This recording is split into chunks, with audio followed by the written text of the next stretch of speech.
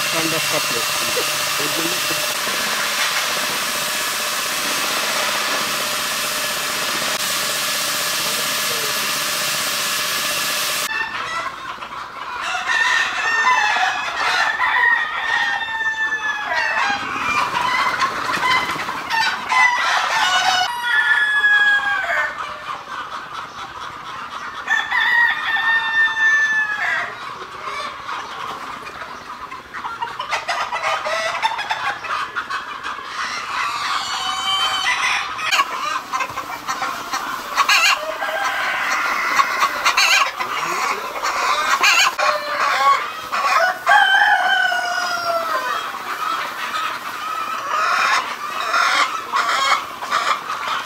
বৃদ্ধি পায় সেই সময় থেকে আমাদের মুরগির শেডগুলো থেকে মুরগিগুলো একটু অসুস্থ দুর্বল হয়ে পড়ছিল।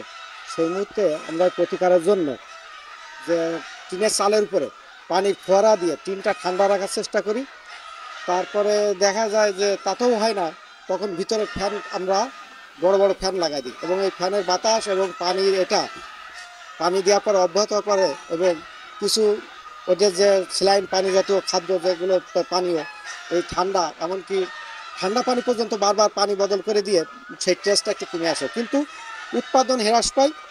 এবং শুধু এটাতে নাই, আমাদের উৎপাদন এখানে হ্রাস পাওয়ার পরে টেম্পারেচার এত বৃদ্ধি হয় যে আমাদের ভ্যাসাবিলিটিও কমে যাচ্ছে, দিন দিন বাচ্চার উৎপাদনও কমে যাচ্ছে।